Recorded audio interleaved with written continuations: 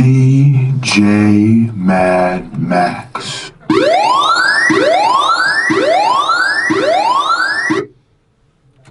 WSJU Radio, DJ Mad Max on air here. We have a very special guest in the building tonight.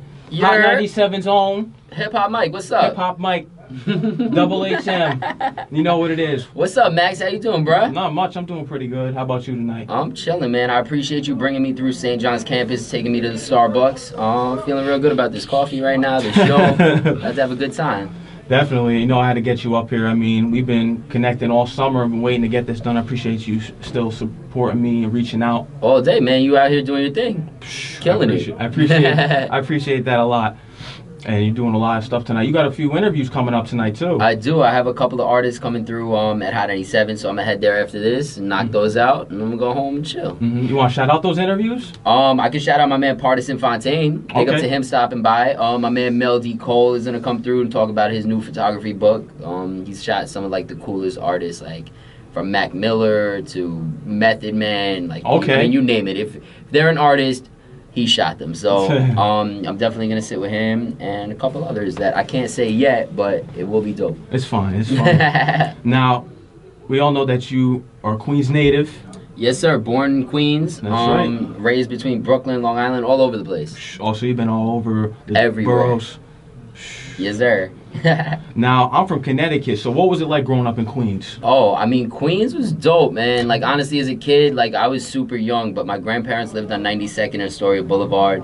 We had, like, a dope Burger King up the block that had, like, the playpens. We'd be in there, like, on the 2 for $5, or probably, like, 2 for $3, like, bacon, egg, and cheeses.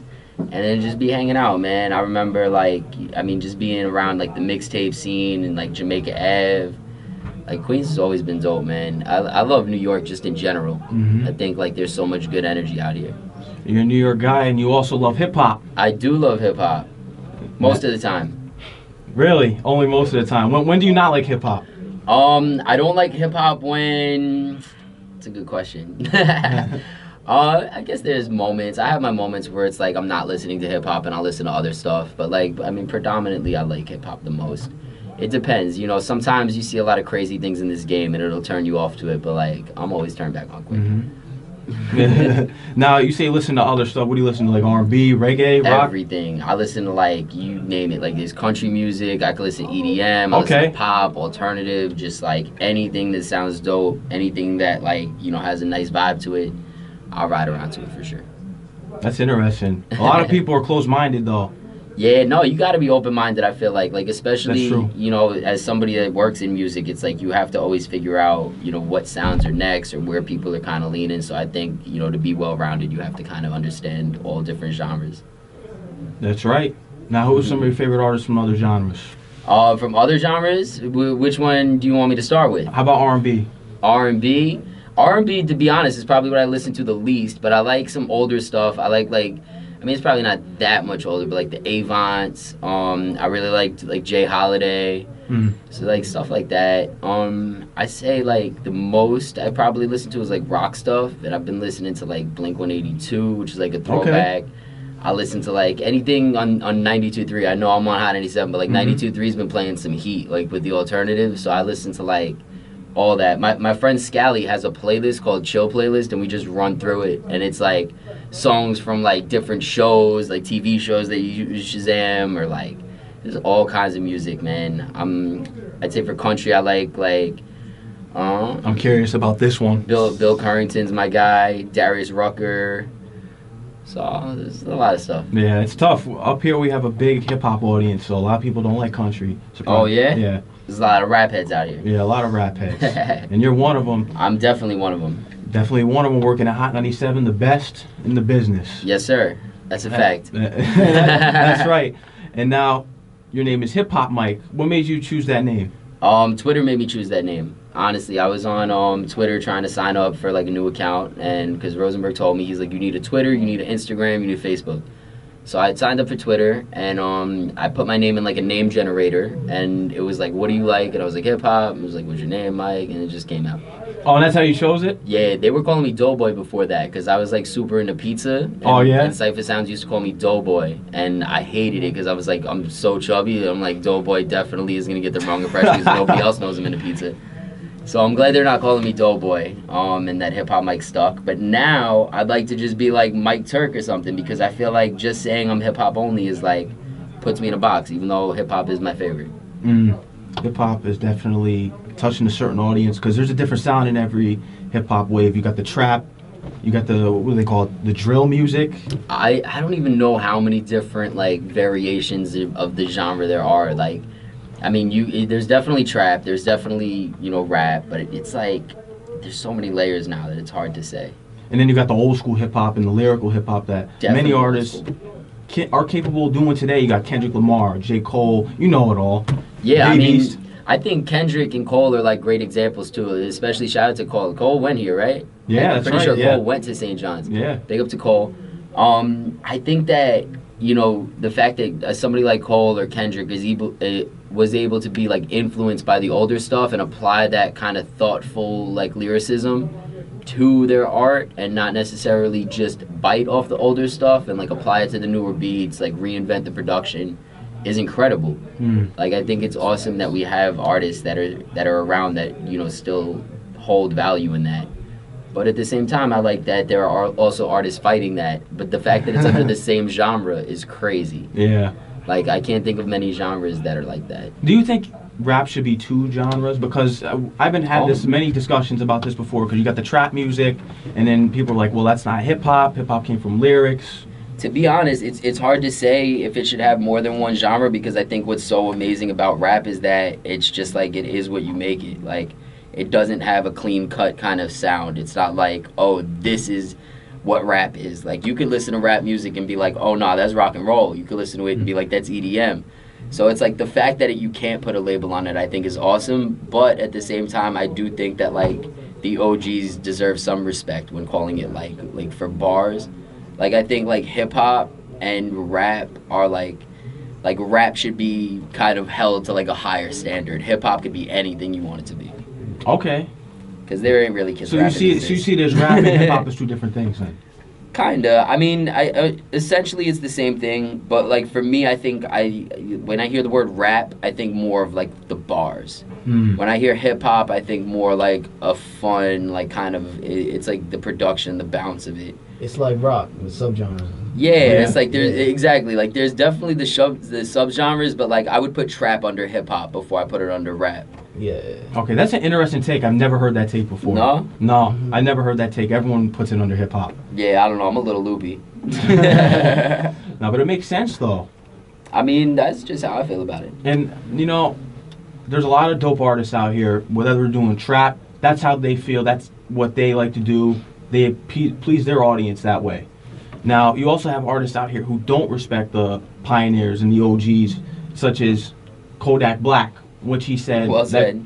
Which he said that Tupac and Biggie, he should be on their level or whatever. He should be considered in their class with Nas as well.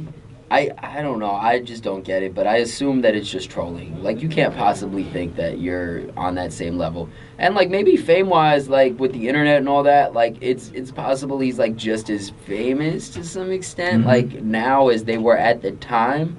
But that's like being, like, as a rapper now, like, I'm as big as Jay-Z. It's like, imagine if those guys could have kept going, what they'd be doing.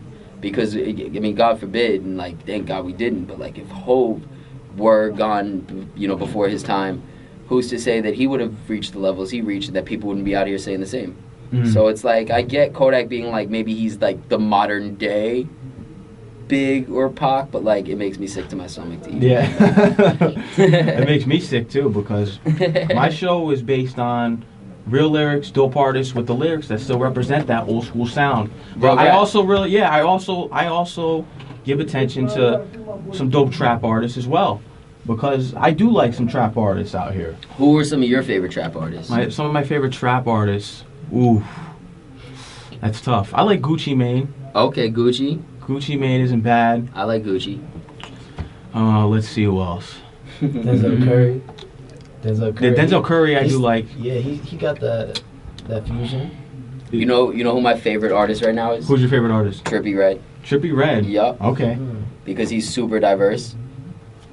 Interesting. How do you feel about Lil Uzi Vert Lil Uzi. retiring? I mean, it's hard to say. I don't know why he retired. I'd assume it's just like bad label stuff. So I can't knock it. I'm sure he's making music somewhere, but it's like there's a difference between like being an artist and an entertainer, and like I'm not knocking him for not wanting to be an entertainer.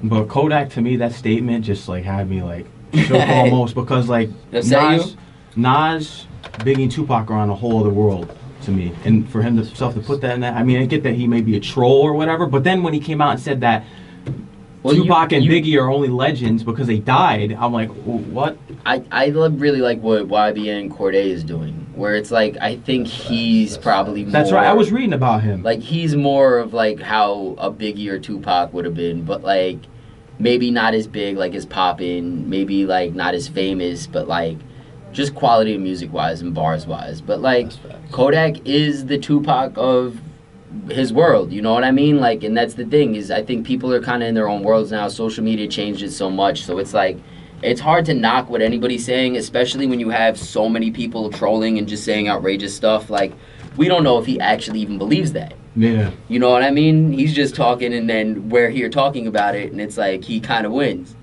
So, I mean, I get the approach. But it's like I don't want to talk politics on this show, but it's a syndrome. No, go ahead, that's, you can.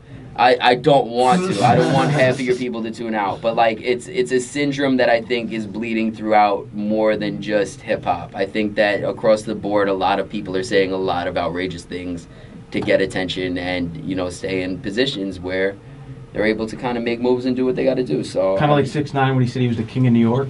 Yeah, I mean 6ix9ine was the king of New York. Yeah, I said it.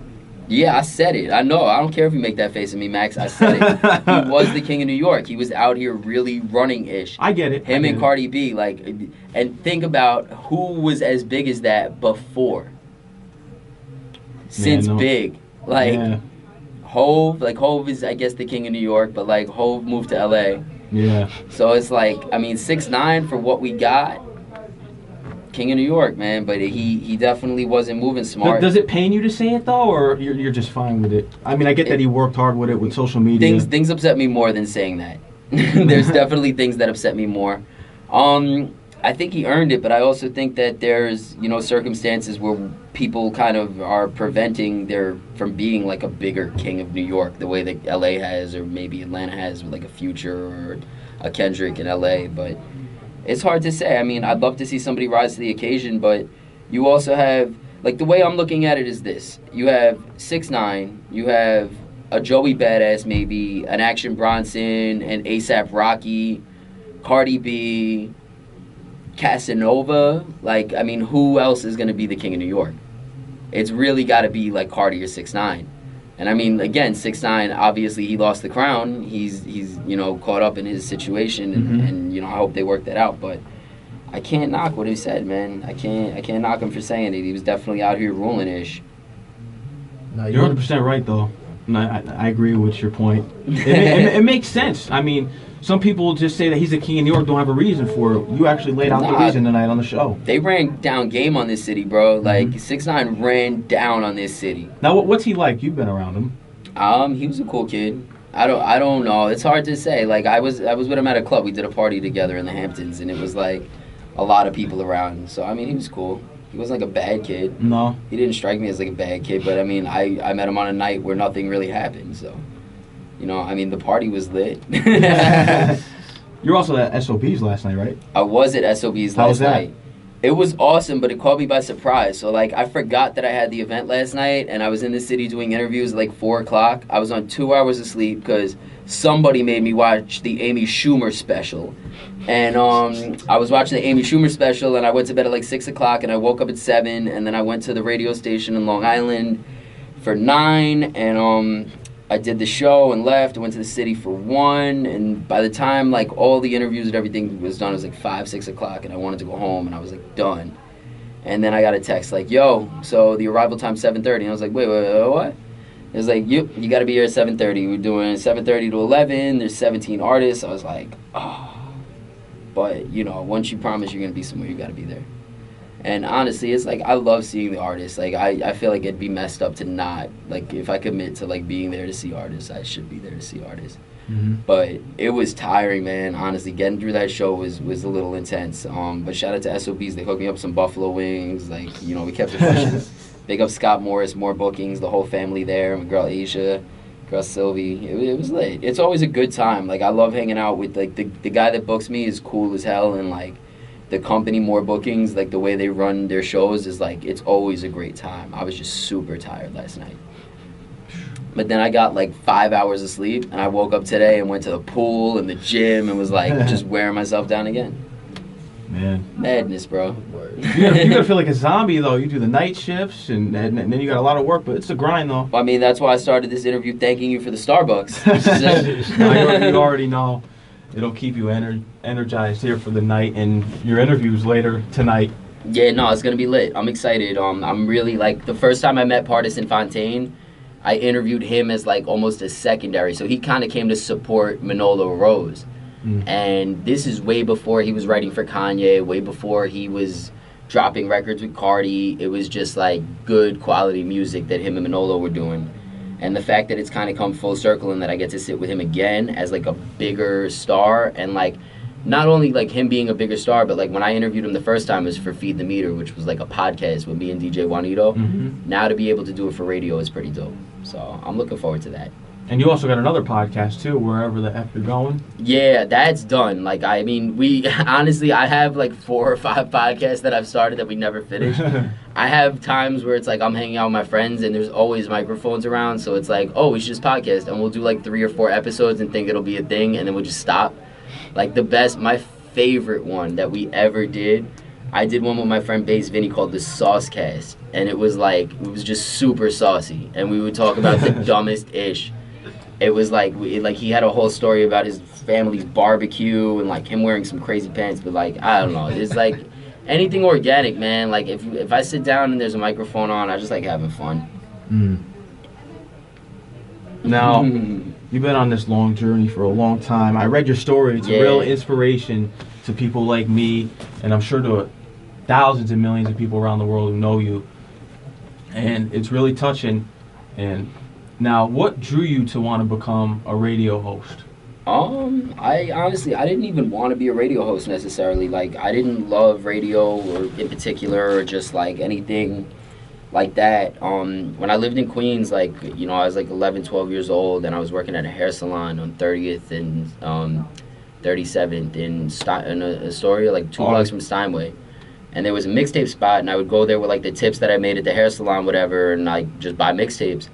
And I always just kind of liked being in the mix of, like, the artists and the DJs and, like, meeting people. And, you know, as I grew up, I would always go to shows and sneak backstage and just try and meet people and be around. So, like, really what got me into it was just wanting to be around music in general and just, like, creatives and, like, pick the brains of artists that were kind of, like, guiding me through life. Because, like, for example, I met Rosenberg at Rock the Bells. I was trying to win tickets and go to Rock the Bells just to meet Nas.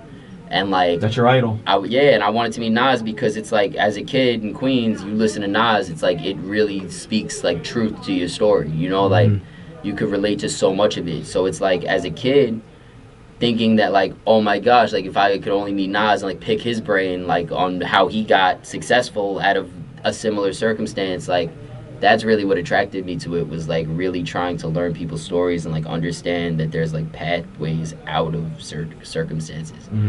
And like you learn stuff, like honestly, like I love listening to Drake, I love listening to like Kanye. Like you're able to pick up so many bits and pieces and put them together and like really see like, you know, just different, like it helps you form your morals and like character traits and just everything. So like hip hop for me wasn't even so much about getting into radio as much as it was just like being around like things that I kind of related to and trying to be like in a more positive situation than I was in. Now, you wrote to Rosenberg, and as well as many people at Hot 97 at the time, and Rosenberg was the only one who responded, right? He did. He is. I was in the group home for like some time, and they would bring us to the library, and I wrote to everybody there, like the same message. I just like copy and pasted this long message. And he's the only one that hit me back and gave me like good advice, man. And it turned out that we linked up like years later, and it actually paid off. But I remember sending the message just out of like desperation. I was just like locked in this group home. I was probably like a year in, and just frustrated. And like I'd always listened to the Hot 97 tapes. Like as a kid, I was always into the mixtapes, and like I listened to tons of Hot 97 ones. And honestly, I wasn't even super big on radio. Like, I didn't have a car. I took the train everywhere as a kid. Like, I never listened to the radio. I just listened to the tapes. And, like, Yeah. trying to be in the mix of, like, radio wasn't even a thought. Like, it just kind of chose me, honestly. Now, you won tickets, was it 3 times to Rock the Bells, right? 3 times. Three times the charm, and that charm worked. The charm did work. I don't know how the heck I won 3 times, but every year for the same show, I would win. It's like, it was craziness. And honestly, I would always, like, be coming back from a job or working an event or doing something, and I would just text in on a whim. Like, it wasn't even like I was actively calling all day. It was just like it happened to work out that, like, when I called these couple of times, it just paid off. And it happened to be for the same show, to see the same artist, and Rosenberg was always the same host. And, like, I don't know, man. Like, that'll never make sense to me how I won tickets 3 times. That will never, ever, ever make sense. Well, they say everything happens for a reason, and that reason is that you're the radio host overnights, 12 to 5 a.m. at Hot 97. Crazy. And you also do some other work there. You're the board op for Ebro in the morning as well sometimes, right? I haven't done it in a while, And but Funk Flex too. I backed up Ebro's boards for some time. I did Flex's boards every Saturday for like 5 years. I was doing the Saturday night mix show. So, like, yeah, I mean, I do a lot of stuff. I think to be in radio and working at a station, you have to do 10 things. Like, just to be in music in general, like, you have to kind of be a marketing guy, a sales guy. Yeah. Like, Yeah. So, I mean, I always just try and be helpful wherever I can. And like I said, like, I didn't really have the intention of being on radio. So coming up, it was like, if I could sit in a room with Ebro, I'm sitting in that room and doing whatever I could do. If I could be around Flex, you need somebody Saturday, done. Like, whatever it is that you could do to be around it, like, that was really my thing. Now, you grew up during an interesting time in hip-hop. You had the East Coast, West Coast beef. What was that like growing up during that time? The East Coast, West Coast beef, I was like 7, 6, and 5. I mean, what was that, like 95, 6?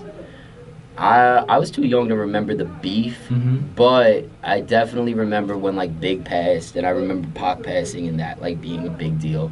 I came on to rap, like, a little bit after, but, like, went back to kind of listen to Big and Pac. Like, they were kind of the introduction. But, like, I came across them probably, like, right after they passed in, like, 99, 2000, as, like, 10, 11 years old. Like, when I started taking the train to work. Like, I know it's crazy, like, 10 years old, but, like, I would take the train from you know, where I lived to, it was, like, I was living in Jackson Heights, and I would just take the train to Astoria, wherever it was. It was so long ago, but I really, like, I would go back to listen to Big and Pac because I knew they had passed and, like, they were the biggest thing. And, like, I didn't fully understand hip-hop at the time. I didn't know how to find it. I didn't know where it was at. Like, I didn't listen to radio. Like, I had a babysitter that would play rap in the car, and, like, that's kind of what started getting me into it. Like, and, you know, when I would go to work, I would just kind of, you know, pick up where she had left off during the week, and Saturday, Sunday, just be all rapped out, man. Just had, like, CD player. Now, I'm not going to expect you to remember this, but do you remember what song attracted you to hip-hop? Yeah.